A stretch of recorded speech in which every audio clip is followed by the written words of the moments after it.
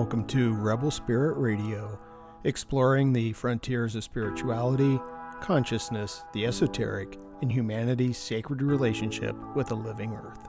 I'm your host, Nick Mather, and in this episode, I speak with Venerable De Hong, co-founder of the Engaged Buddhist Alliance.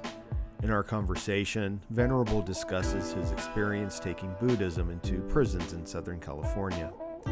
We discuss both the challenges and successes of doing so. Other topics include Buddhist psychology, mindfulness, and how Buddhism can be practiced by anyone of any religious tradition.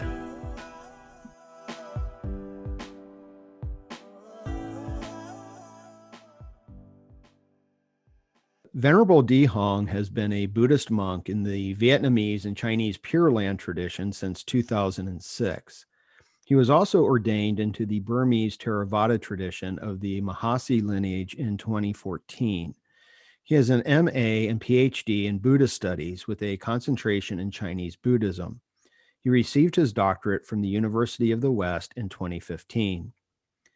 In 2013, while a doctoral student at the University of the West, Venerable D helped co-found the Engaged Buddhist Alliance and volunteers at several state prisons in California, where he teaches mindfulness meditation and Buddhist psychology. He is also in charge of the Alliance's correspondence courses for incarcerated students in other remote California state prisons, as well as students in Washington State and Arizona. He has been an adjunct professor at the University of the West since 2016 and teaches courses on Buddhism in the departments of psychology and general education. Venerable D, welcome to Rebel Spirit Radio. I am so grateful to spend this time with you today and have this conversation. How are you doing? I'm good. Thank you. Hi, Nick. I'm good. Thanks for having me. Absolutely. I've been wanting to talk to you more in depth for quite a while now. Just so that people know, you and I first met, I think it was in 2009.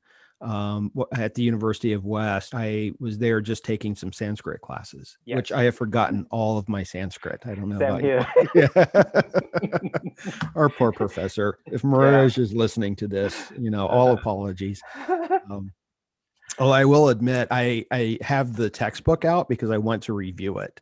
So I took it out about a month ago, but I haven't cracked it since then. I put it aside. I just don't have the time. Yeah, I'm kind of with you. So I thought that we would begin just with some personal background information, not to dig too deep into your privacy, but you've been a Buddhist monk since 2006. What was it that led you onto this path? I was at the time, actually it started in year 2000. I was in software.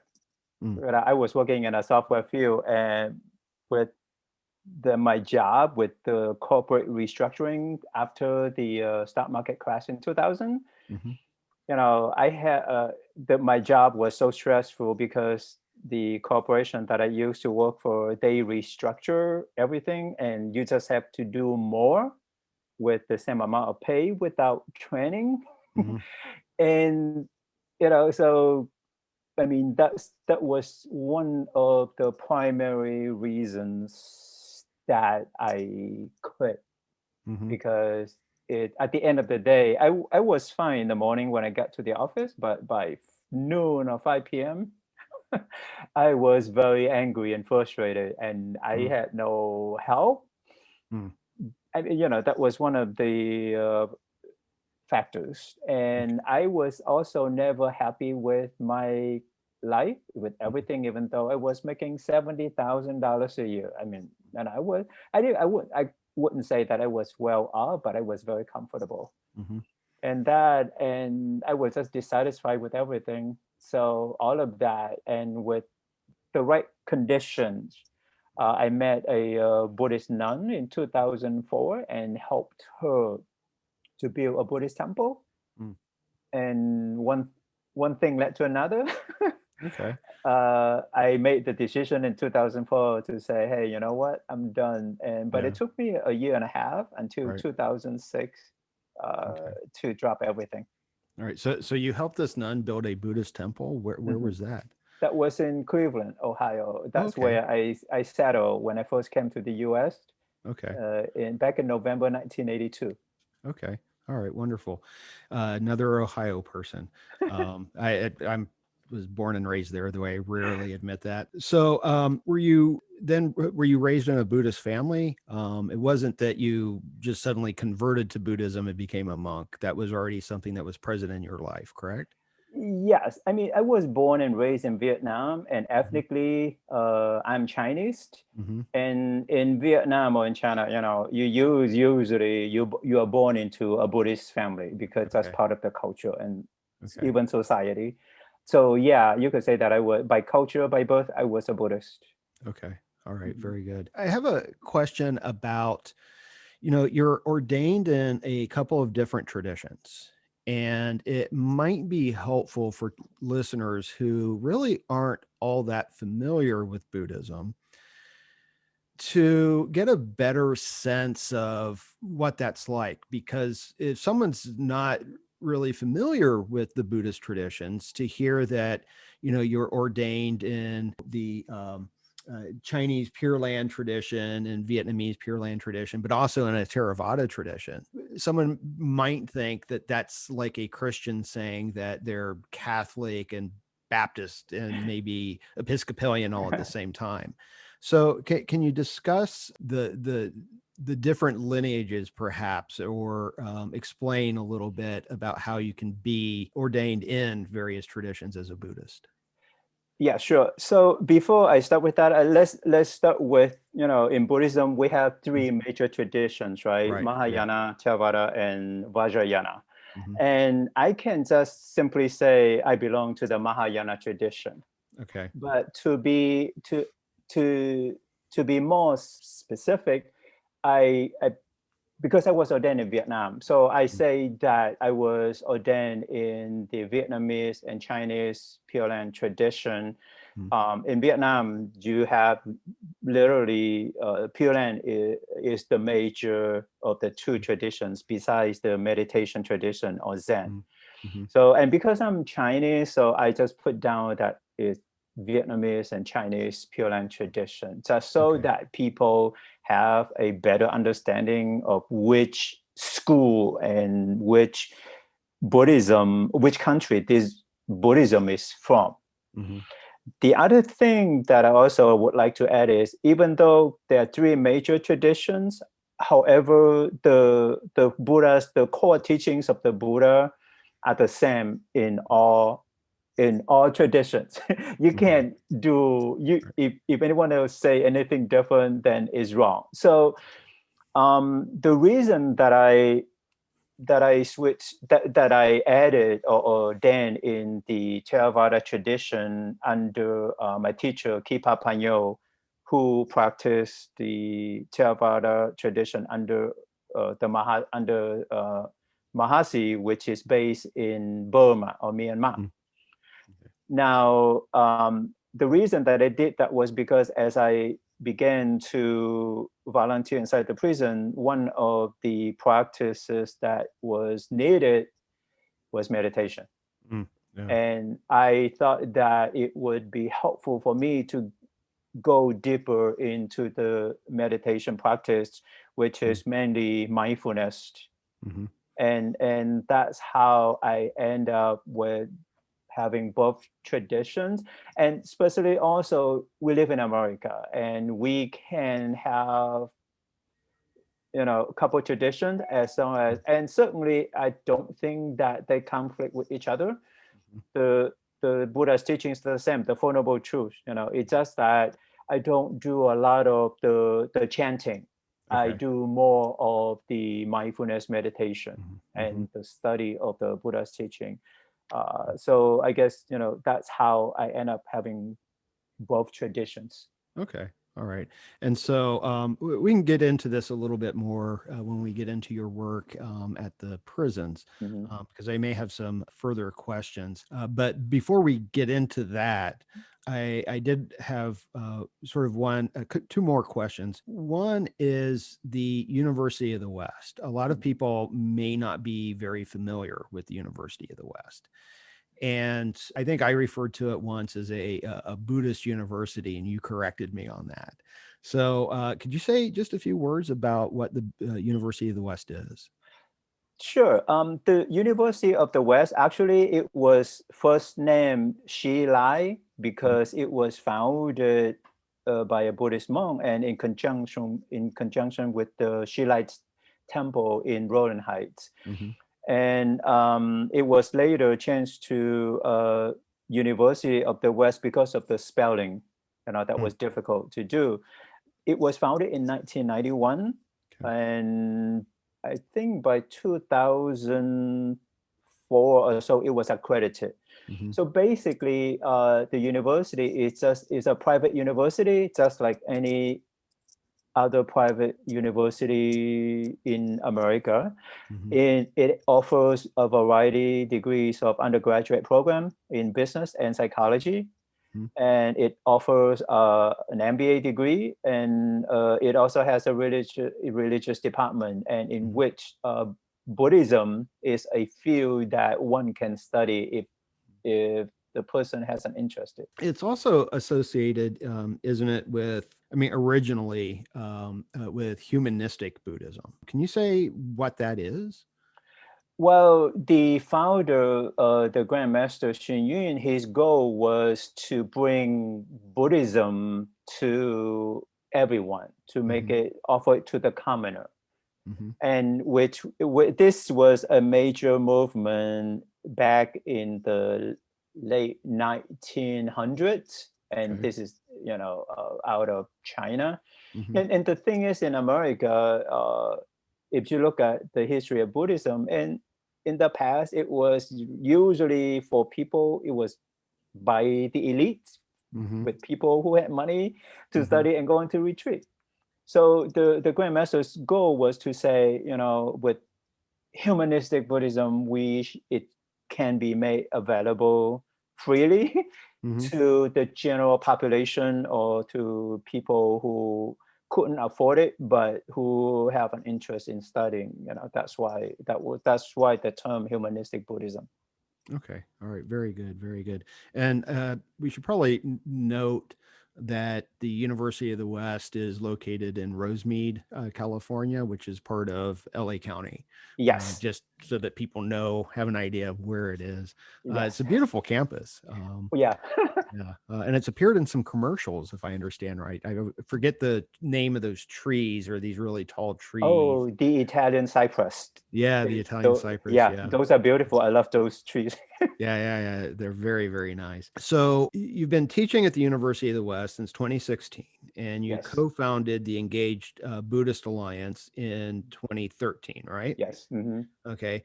So what is the Engaged Buddhist Alliance?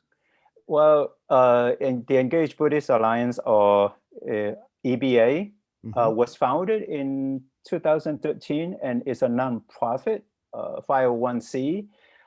The goal was to offer, when we first founded, was to offer college courses in Buddhism for the folks inside the prison. Okay. That was the plan at the beginning. Okay. All right. Now, were these like courses for credit that the people could use towards a degree, or was it just more informational? Well, we didn't know, to be honest, we didn't know what we were doing or what we get ourselves into. Right. And I was never involved in any sort of like accredited program. So I didn't know. We just create the course. However, as we got into the prison, the issue was, there were a lot of issues that we faced. It was a lot of challenges. One was, when you take a course in college, you have to read so many books and you have to research for so many articles. But inside the prison, there's no internet, there's no computer. So and there's not even a Buddhist book inside the prison of 2,000 or 5,000 men, not even in the central library. Yeah. And any of the prisons that you go to? Most of them. Zero. Wow. So in each prison, they divide it into, for the men, they divide it to 4 yards. And in each yard, they do have a small library, and it has no Buddhist books. And then they also have a central library, which that's where they have, it houses a lot of the law books. And I have been told that there was none. Wow. Yeah. And so that was one thing. Second, in order to get a book that to donate to an incarcerated individual, you have to get approval. And it takes like 2 to 4 weeks or longer. Okay. Even if you plan ahead, something was going to mess up. Right. So that was the second challenge. Third, like, we had no funding. There was no money to begin with. Okay. And actually, Dr. Lancaster, who was the one who initiated the program, and he actually put up some money for the program. And so that's how we got it. The challenge number 3. Number 4, in any group with the prisoners, with the incarcerated people, you have the degree of knowledge, they vary so much, from not having a GED to someone with an associate degree. So all of that were made it so much difficult for us to offer a course in college level. So we end up offering something that is similar, the corresponding courses, where we can issue a certificate that is similar to what we call personal development. They are not accredited, but they are more for the purpose of continuing education or personal development. Okay. All right. Now, I seem to remember, because it just boggles my mind that the libraries didn't have any books on Buddhism. I'm sure, though, that they had probably several copies of the Bible. Oh, you want to hold on to that?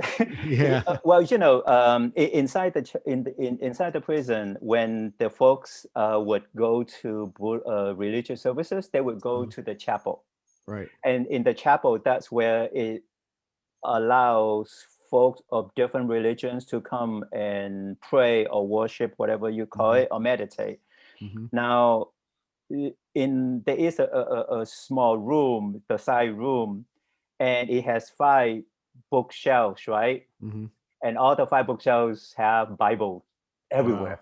Wow. Yeah. And nothing from Buddhism. There might be 1 or 2, a few, but that's not the central library. That's only the chapel library. Okay. All Correct. right. Yeah. Right.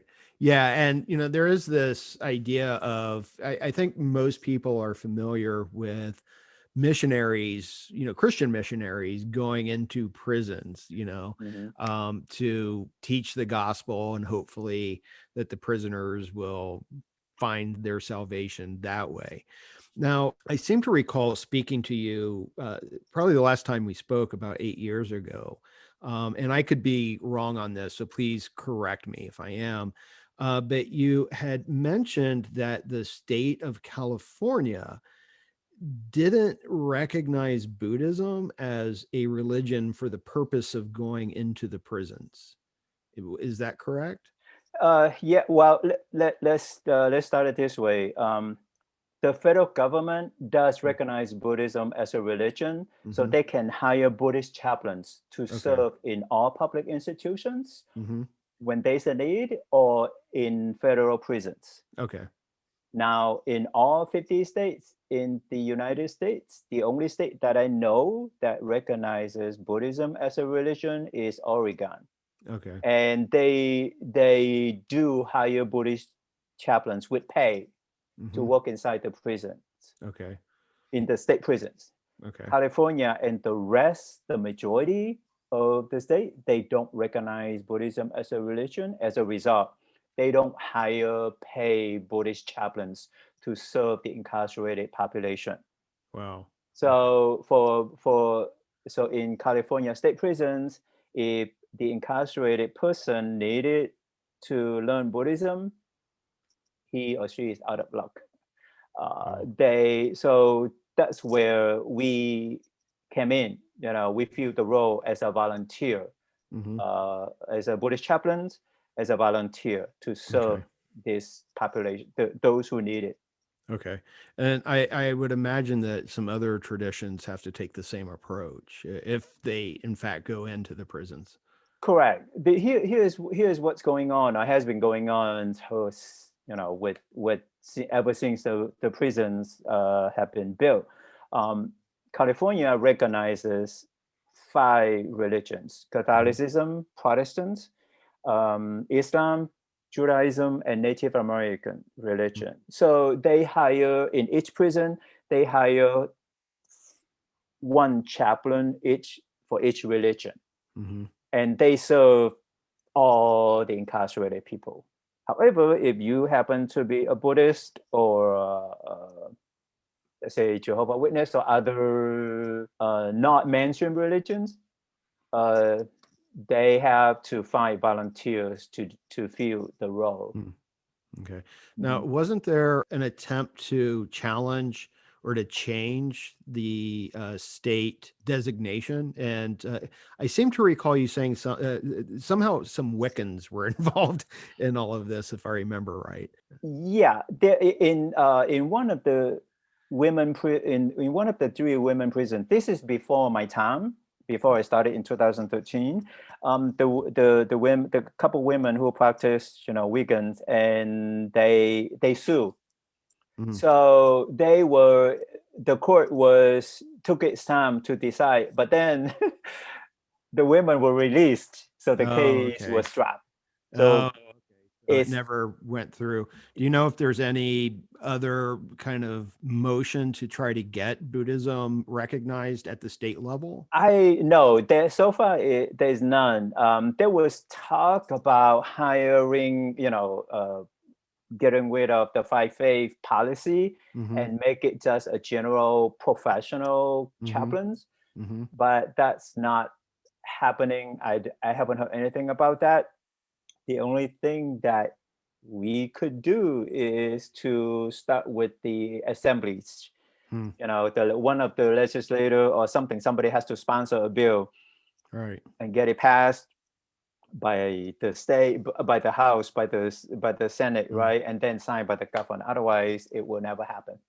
that seems so kind of ironic for California specifically, because this was one of the places that Buddhism was really first brought into the United States. If you look at it, right, here's the thing. First of all, the U.S. is you can practice freedom of religion. However, you are on your own basically, and if the state does not recognize it, they're not going to hire any Buddhist chaplains for all the public institutions, which should be required. Well, it's only required if the law recognizes Buddhism as a religion. And yes, like you said, California actually, out of Asia, California has the most Buddhist in the world. And here I'm laughing in a way with irony or sarcasm. It's like, you can't recognize Buddhism as a religion. I don't know. I find it very dismay and I don't know, comical, I guess. Right. Yeah, absolutely. It's yeah, we can laugh at it. Yeah. Yeah, the good old US of A. So another question is that, so you're going into the prisons. How can Buddhism help prisoners? Well, here, let me bring up, some of the common topics that I offer: the Four Noble Truths, the Eightfold Path, the 3 marks of existence, the 5 aggregates or 5 skandhas, right? Karma, dependent origination, and the Brahma Vihara, which is loving kindness, compassion, appreciative joy, and equanimity. So I would bring a topic in because each visit we only have 90 minutes to 2 hours depending on the prison. I would bring a topic in and discuss it and explain to them how to apply, and then we would meditate And then we would, for about half an hour at least, and the rest of the time I would open up for the folks to share their issues or ask questions. Okay. And so when you go in to a prison, you're going in for about 90 minutes. How frequently do you visit the prison then? Oh, here's well, Chino's women prison is close to my house, so I went every Monday before the Okay. pandemic. Okay. Yeah. Now with the men's prisons, the closest one is 85 miles away. Wow. I would go twice a month. Okay. The other 3 or 4 prisons, I would go once a month because each of those prisons, they were 200 miles each way. Wow. Yeah. Yeah, and I used to go to 7 prisons, and it was Oh, exhausting. yeah. I would Mhm. imagine. Yeah. So now it's not just you. There are a few other volunteers, correct? That are Yeah, there were 3 or 4 other at Chino's women prison. I have Eric Tran and Rachel with me. hmm On They would go a couple times a month. hmm With at Chakawala Valley State Prison, Chris Johnson he started with me, and then I let him take over. hmm And then next door to Chakawala, there is an Ironwood State Prison. That's where I started first. And then Margaret, she joined me. Okay. With the other prisons, I went by myself. Wow. And most of the men's prison, they are high security prison, meaning hmm they're level 3 and level 4 prisons. Okay. I'm just kind of curious because you're covering prisons in Southern and Central California. Yes. Is there any similar organization to the EBA in like Northern California that's doing this work? Well, there are 2 other nonprofit. One is in San Diego, is the International Bodhisattva Sangha, is Okay. IBS. All right. They serve Southern California prisons, but sometimes they would do a like couple times a year they would visit our prisons. Okay. And then up north there is a Buddhist Pathway prison. Mhm. They have volunteers that cover most of the Northern California state prisons. Okay. All right. Mhm. How are is it I would assume that this is something that, you're visiting a prison, that the prisoners are aware that you're going to be there. And obviously it's going to be optional for them to show up when you're there. How many people do you get meeting with you? Okay. Oh, What's the interest level? okay. Oh, here's the thing. With Prop 57 passed, I believe in 2016, where if an incarcerated person attended an approved self-help Mm-hmm. group, they would receive 10 days off per year for 52 hours. Okay. But before that, anyone could come. It was not required.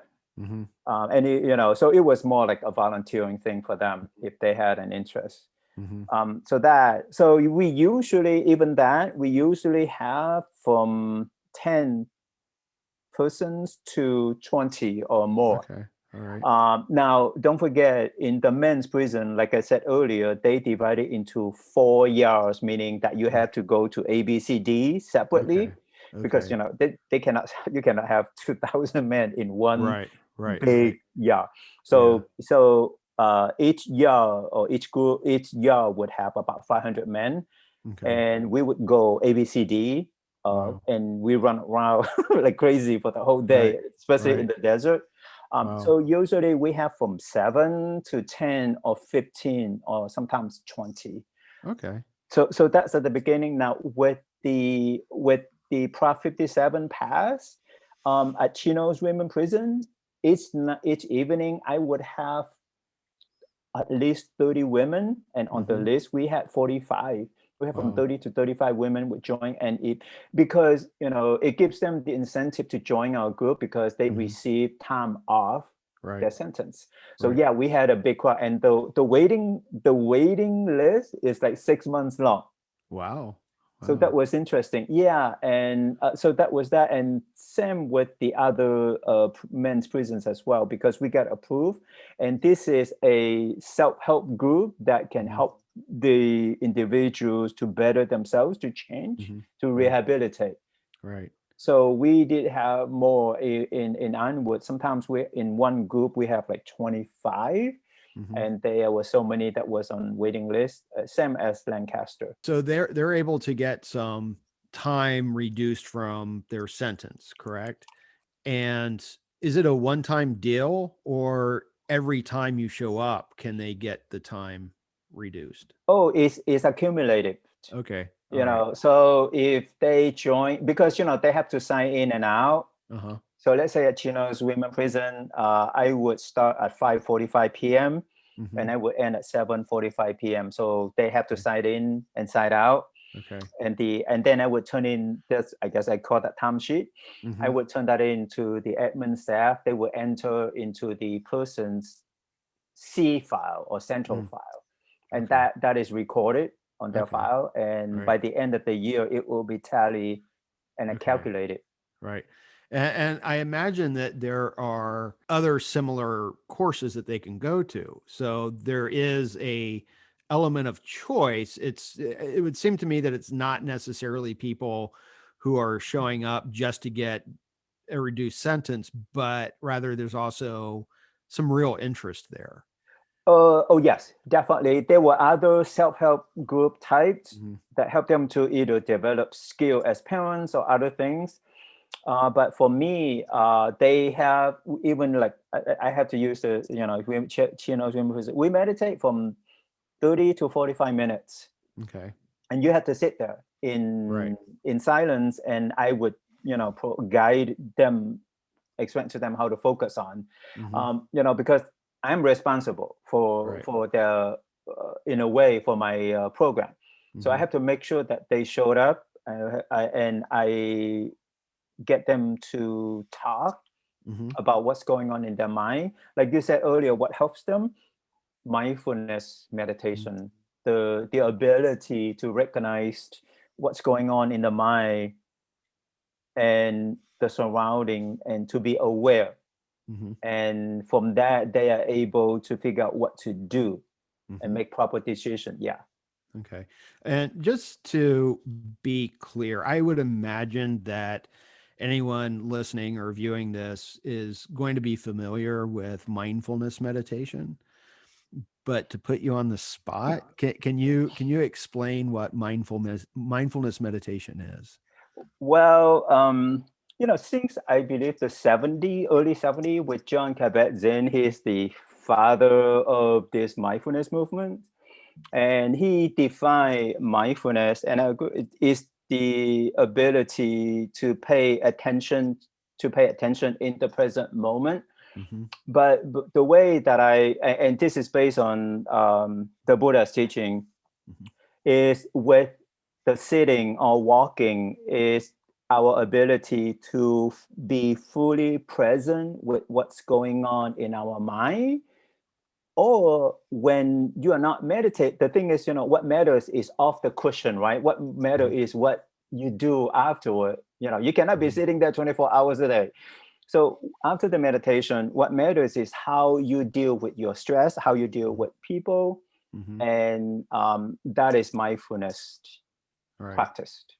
Yeah, the practice itself, it helps, if I understand correctly, it helps you when you're off the mat, you know, or off the cushion, so that you can actually start becoming more aware of the thoughts that you're having, and at the same time kind of distance yourself from those thoughts, right? That Correct. you know that you are not necessarily all of those thoughts. So if you have anxiety, you don't have to identify with that anxiety.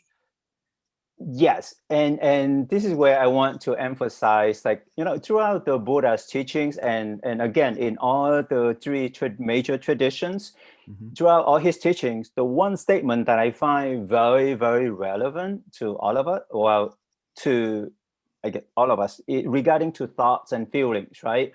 And he said, when you notice a thought or feeling, remind yourself, this is not me, it's not mine, it's not who I am. Right. So, and I explained to the folks inside the prison, that when you notice a thought, know that this is not you.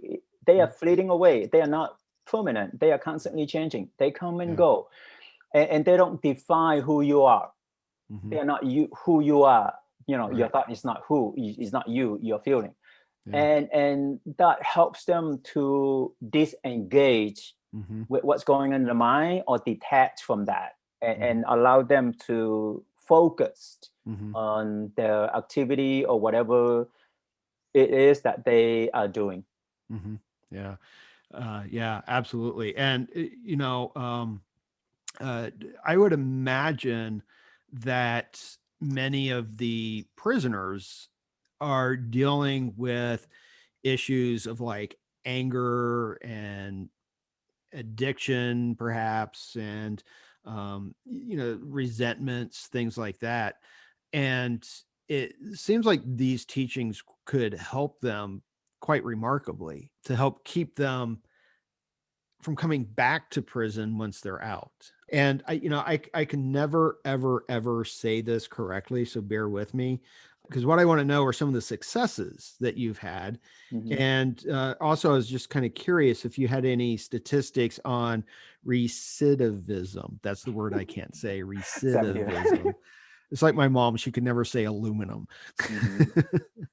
So let me go back to your statement about the anger, resentment. So here's a thing that I want the public to be aware of people inside the prison. Nobody like you and I or anyone in their right mind would just wake up one day and say, you know what, I'm going to kill, I'm going to rob. None of that. Now, the majority of the folks inside the prison, I may dare to say more than 90%, they suffer from some type of traumas. Okay. Be it physically abused, emotionally abused, sexually abused, or bullying, and because of that, some of them would join the gang, and that's what happened. So because of the abuse, they suppressed their anger. And over time, it turned into full-blown hatred. And it could be one day that somebody just got into their way and they just blew up. And so most of them, for men, it was more of the physical abuse and the emotional abuse. For women, the majority, more than 50% of them, suffer from some form of sexually abuse, be it by their parent, by their father, or relatives. And that's what happened to them. And because of that, for women, they had to sometimes defend for themselves. And, and in the end, they get sent to the prison. With men, it's quite similar. So that's one thing. And here's one thing that I also like to add regarding to the Four Noble Truths, right? The second noble truth says that, the source of our suffering is our attachment. Correct? So that's applied to anyone. For folks inside the prison, I like to add that because of the trauma, because of suppress, so in a way, they attach to the anger. So the anger, the resentment, the hatred, and it would be a matter of time before they would lose it and they react to it. So that's what happened with this population. And I just can't say enough, just so that the American public would have a better understanding of what happened to this population. Right. Yeah. And I think that's a wonderful point that you're making, that they're not, we're not that different from them. And that it can just take one minor thing, one bad day. Correct. One moment, right? Yeah, Now, if I may continue with that. So let's look at, I usually teach Buddhist psychology. I draw a triangle. So like the the first noble truth, which of is suffering, the dukkha. dukkha, meaning, birth, aging, sickness, and death. We can't Mm-hmm. get what we want. We have to deal with people that we don't like, and we're separate from our loved ones. So that's the basic fundamental. And that's one layer. That's fundamental for everyone. And the second layer that I put is the traumas that people suffer. And that applies to any of us. I mean, literally, I was physically abused. I was emotionally abused by my parents. So all of that. So that's the second layer. Now, for the folks inside the prison, once they get into the prison, they also experience or witness more traumas. Because in any, especially the high security prisons, violence, right? Fight, race riot, or getting attacked. That's another layer. Wow. So all of this combined would give them what we call PTSD, and be it hypervigilance, anxiety, panic attack, mood swing, and paranoia. So that's another thing that they suffer. And trust me, once they suffer that inside the prison, and once they get out, they have to manage that. And this is what psychologists call post-incarceration syndrome, PIS. Yeah, very interesting. So that's that. Yeah.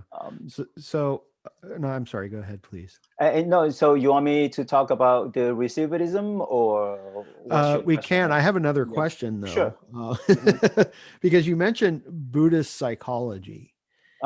And again, for anyone who may be unfamiliar with this, what is, I mean, I want to ask you what Buddhist psychology is, but I also want to predicate this, that Buddhism is often the problem child in the room when it comes to world religions.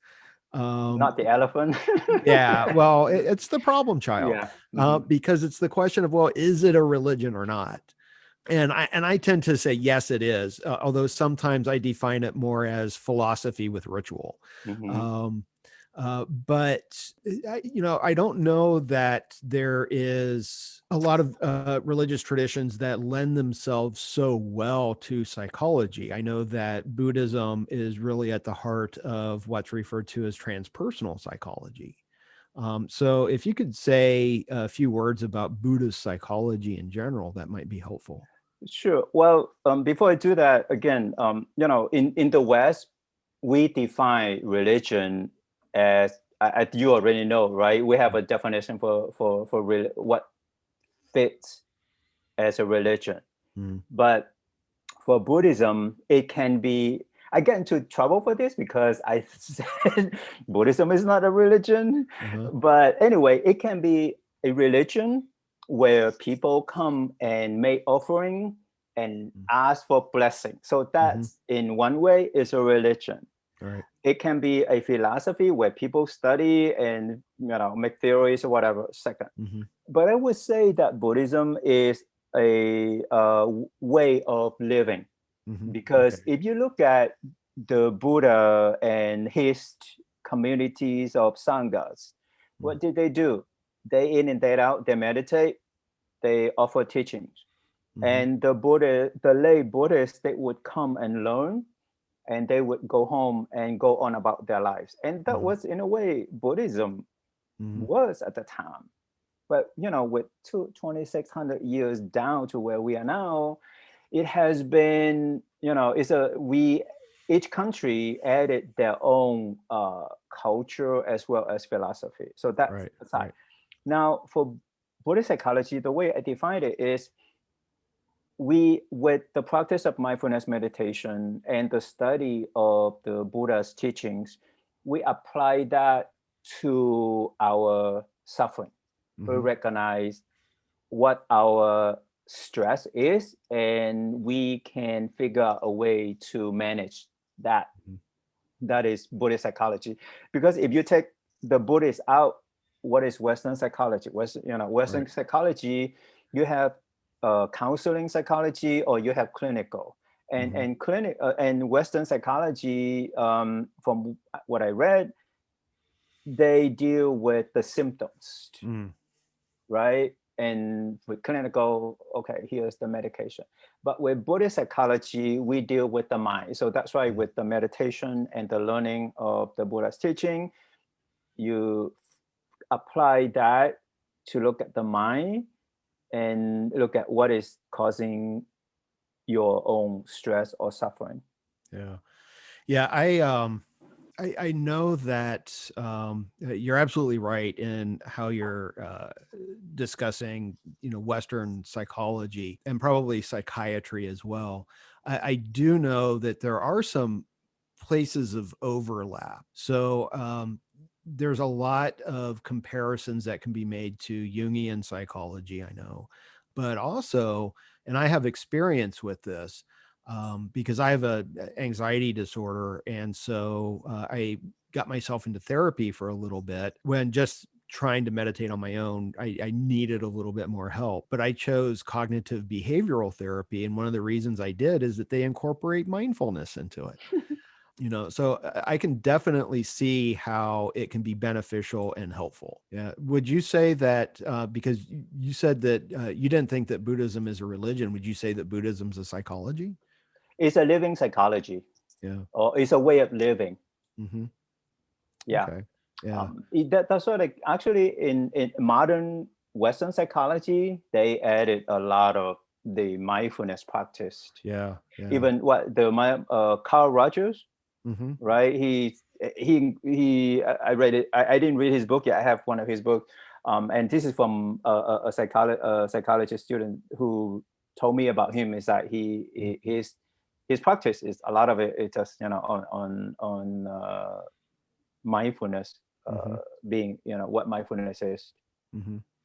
Now, if Buddhism if we look at it as a psychology rather than a religion, Mm-hmm. that seems to suggest that people within other religious traditions can incorporate Buddhist psychology, correct? Yes, and this is why when I went into the prisons before the Mm-hmm. pandemic, I never my goal was never to convert anyone, and Right, I never right. asked anyone their religion, the practice was. Mm-hmm. I think I have a statement here by the Dalai Lama. I think he said, don't learn Buddhism and become a Buddhist, but use Buddhism and makes you a better person of Mm. a better person. Mm-hmm. And with that, I told people, Buddhism does not require you to convert. It does not conflict with your religion. Mm-hmm. You use that as you go, and how it helps you to improve your quality of life. Mm-hmm. And in all my visits, I never bought a Buddha. If people Mm-hmm. asked for it, I would give them the picture. Mm-hmm. And the only thing that I need was a bell, just so that we can start and end the meditation practice.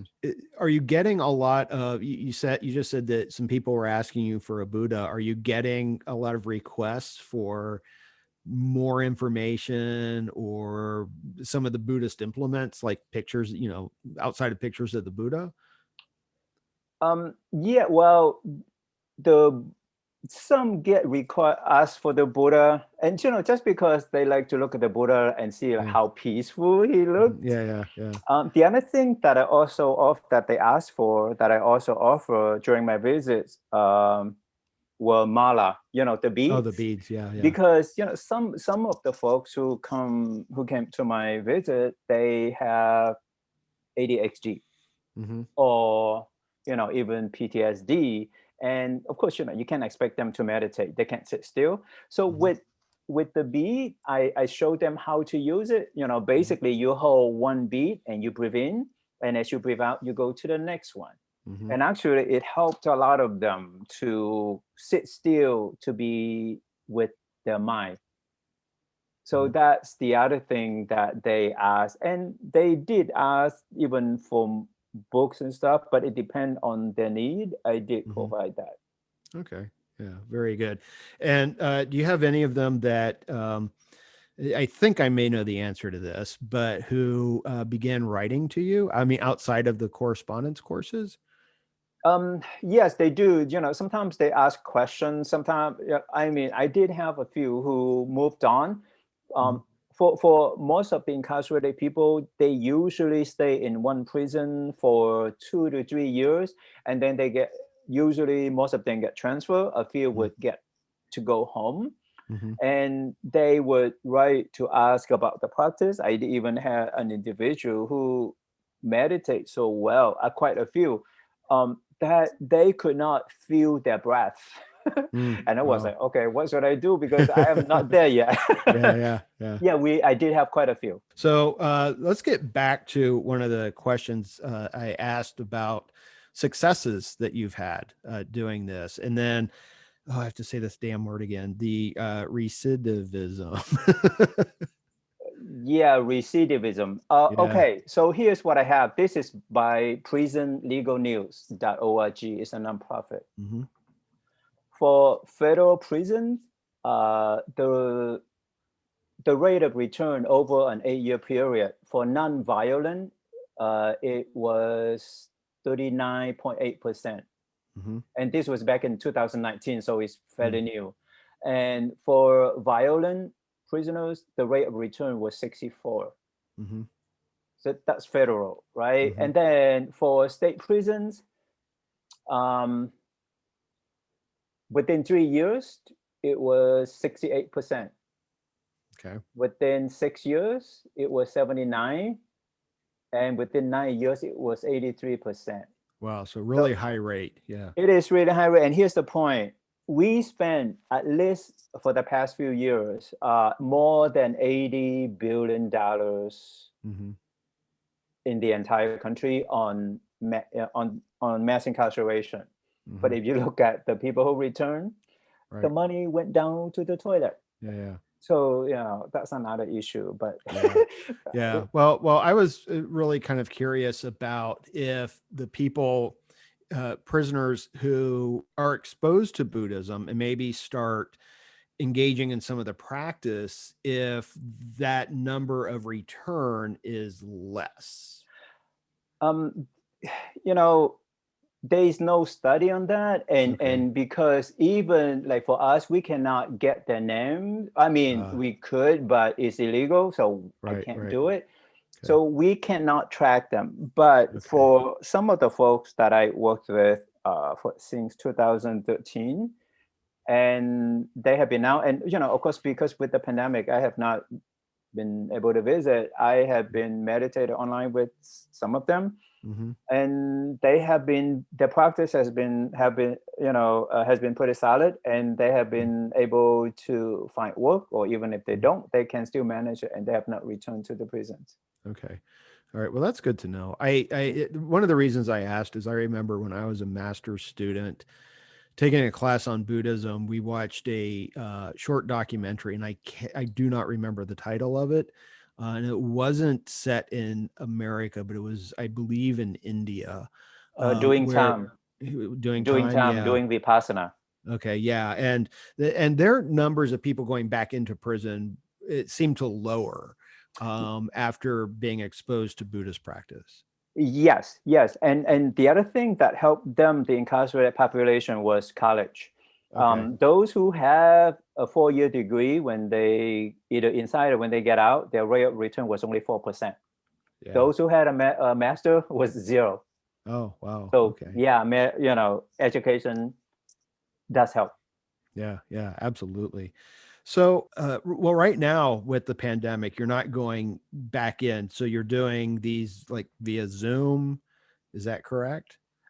Actually, the Zoom that I'm doing is with the former incarcerated people or returning, or returning citizens. That's what that we use. No, with the pandemic, I have not been able to visit, and only through correspondence, through letters. Okay. All right. But on every Sunday morning, I meditate with a group of from 4 to 8 to 10 men. Okay. Who spent some 20 years inside the prison. Okay. Yeah. And I know that the prisons were pretty bad in terms of the COVID going through them. Yes. So I'm glad that you stayed out of that. Do you have any sense of when you might be able to begin returning? the prisons, California's prison, they just issue a new regulations on returning. Here's the thing: as long as the prison or a yard has no COVID cases for 28 days, then that yard or that prison would be fully opening, meaning that I could return to visit. And I'm looking at probably July at the earliest. Yeah. But then the thing is, it's going to be so chaotic and sporadic, because if there's one case, they're going to shut it down, and then you can't go. And because the thing is, if some of the prisons are 200 miles away, you can't just, and I have to drive there overnight to stay in a hotel for the next morning. So that's going to be tough. And they also require that we have a negative test. That's another thing that I have to check with them, because I took the vaccine already. Why do I have to go get a test? Right. Yeah. So So that's a challenge. What are some of the other challenges that you faced while doing this? I imagine it would be pretty difficult in some ways to bring in what many people consider a foreign religion into the prisons. So, what are some of the misperceptions or fears that you've discovered that people hold about Buddhism? Oh, yeah. Well, here's the thing. There have been so many misperceptions or misunderstandings about Buddhism, and I blame it on Hollywood. I'm sorry. Here's the thing. One person would say, like, is Buddhism for Shaolin or Kung Fu? No, it's not. Right. And some thought that, meditation is only for monks and nuns only. That's another misperception. Or meditation was about praying or worshiping. None of that. Right. So those were, but most of the people who came, they were quite open, and because the way that I present it, it's just like, a psychology, like I told you, it's a way of life. So most of them were very receptive. And I mean, all of them. I never had anyone who was hostile to me at all. Never. And if they didn't feel comfortable, then you don't see them the next day again, because this was voluntary. So I never had any negative experience with the folks inside the prison. Yeah, that's good. Have you had bad experiences with people outside the prison? No, not really. I have been quite, in a way, if I may say the word, shelter. But the people that I dealt with, they have been pretty positive. So no, actually, like last couple of weeks ago, I drove to Costco. At the parking lot, a Costco employee asked me, like, "Are you a Buddhist monk?" I said, "Yeah." And we started conversation, and he said start getting to learn about Buddhism. So that was a good thing. Yeah, for sure. I mean, it's rare to see a Buddhist monk, but you do see them. I know that at one of the colleges that I teach at, that I know that you took courses at, every now and then I will see a Buddhist monk or nun. I even saw one once when I was hiking. And which was amazing to me, because that's one of the things that I do when I hike is I chant. Because you're not supposed to hike alone, and if you do, you're supposed to make noise. And I thought, well, two birds, one stone. Om mani padme hum. Very good. Yeah. That's very good. Yeah, hopefully it keeps the bears away. So you see that Buddhism can be a supplement to people who practice other religions. Yes, definitely. It can be a companion, or supplement to anyone's religion. And think we have seen this sort of, if I may say, movement. Like you heard the term Jubu, right? And you have seen Catholics who also practice meditation. And I see this also inside the prison, because I did not make it a religious service where I did not burn incense. I had no Buddha. I had folks from all ethnicities, African American, Caucasian, Jewish, Native American, a lot of vets. And so I have all types of folks who join my visits. Okay. I have a big question for you, and we're going to go a little bit meta here. in a sense, I see most of us as existing in a prison. Now, this is sort of my Gnostic turpitude, but I had asked you before we began speaking today if you had seen this episode of a Netflix series, The Midnight Gospel. And there was one particular episode. This is all based on a podcast. Mm-hmm. And so the conversation was with Jason Louv, who incorporates a lot of Buddhist teachings into his work. And this is all animated, and the whole session was set in a prison. And it was about this prisoner who kept having to reincarnate, and he kept reincarnating into the prison, and he kept having to go through all of this until he could achieve this final liberation, right? And I thought that was a perfect metaphor for the human condition, and that the Buddha, in many ways, Buddhism helps offer to the keys to ourselves. And I was just curious if you agree with that or not, and or if you have any thoughts you'd like to add. In a sense, I think you can say that we are imprisoning ourselves. Yeah. Okay. Okay. And if you look at our lives, not just America, but in any country, any culture, our lifestyle, our relationships, if we begin, I mean, definitely we need, as a child, we need to develop some sort of attachment to our parents for a healthy sense of growing up, psychology, which is good. That's not imprisonment. Now, it becomes an imprisonment. Let's say if you have a job, and then you would buy a house, you would buy a car, and your pay end up going to the house and the car and the pills.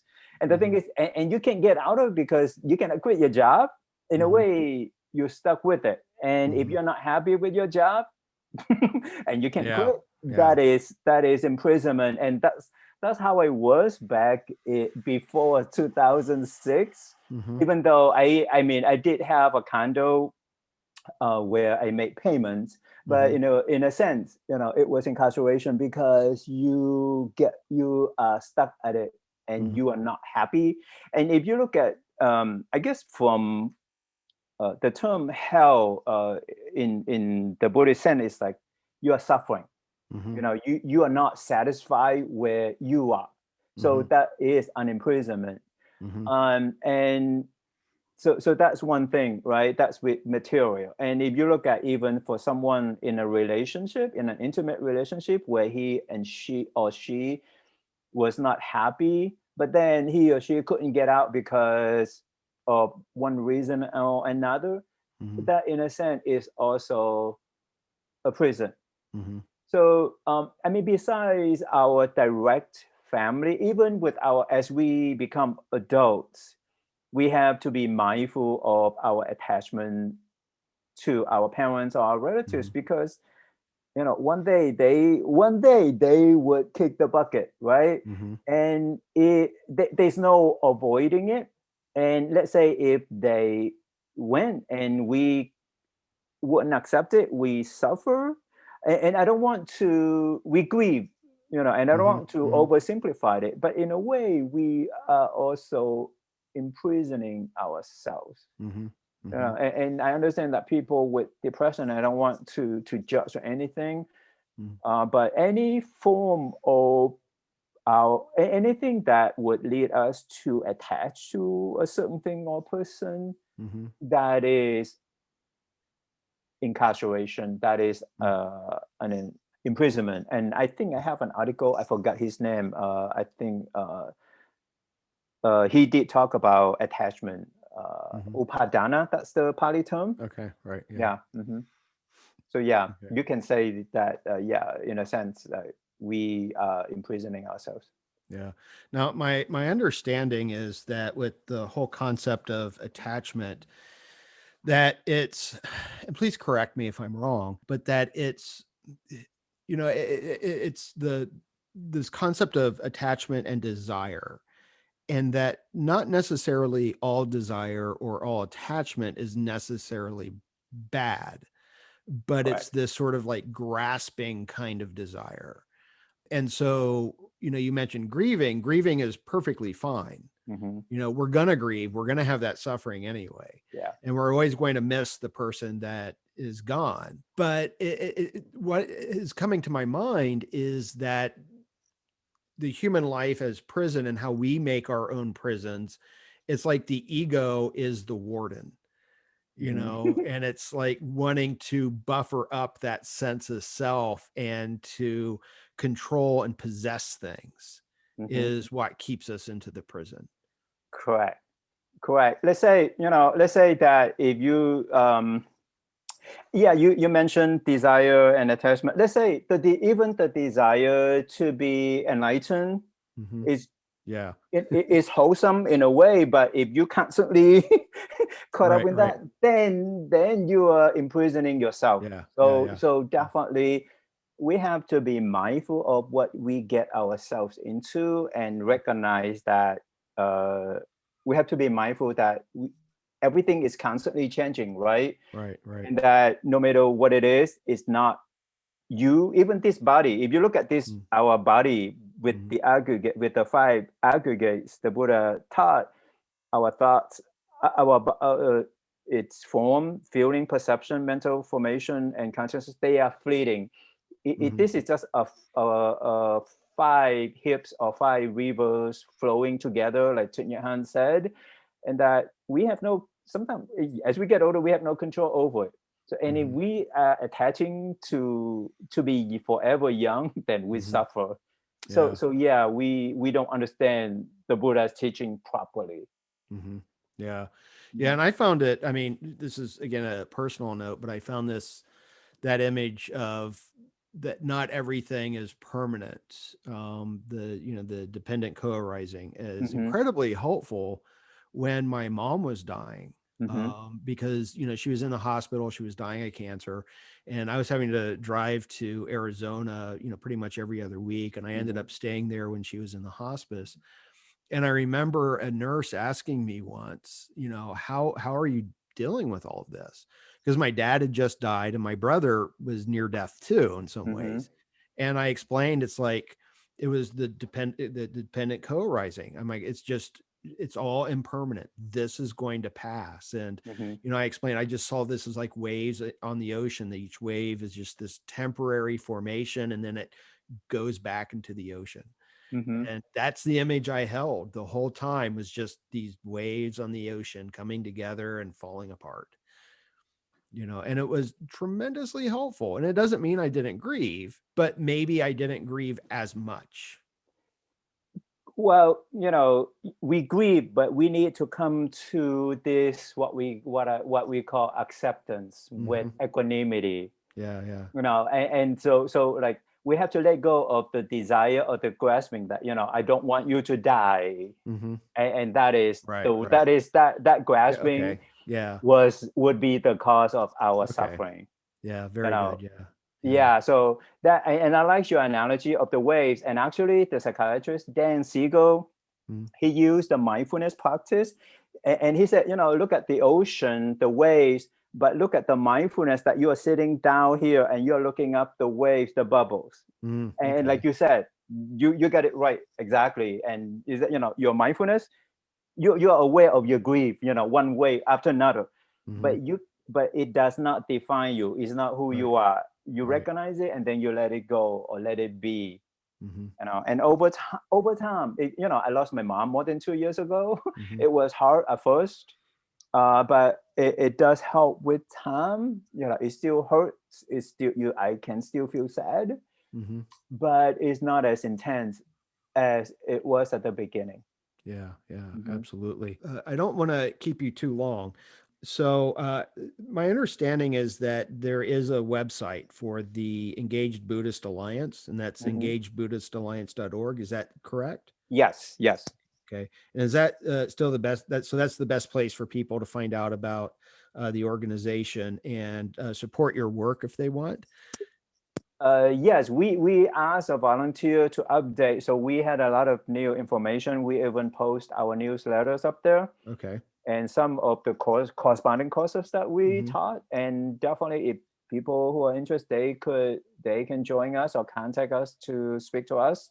Or if they are generous enough, if they can afford, they can donate on our website or send a check to the address on the website.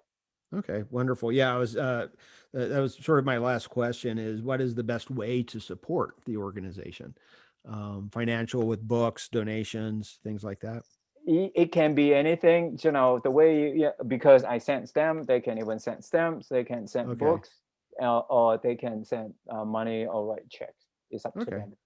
Okay, Mhm. wonderful. I thank you so much for your time today. It's been wonderful to speak with you and catch up. What's a good what's a good way to end? Is may all beings be happy. What's the prayer?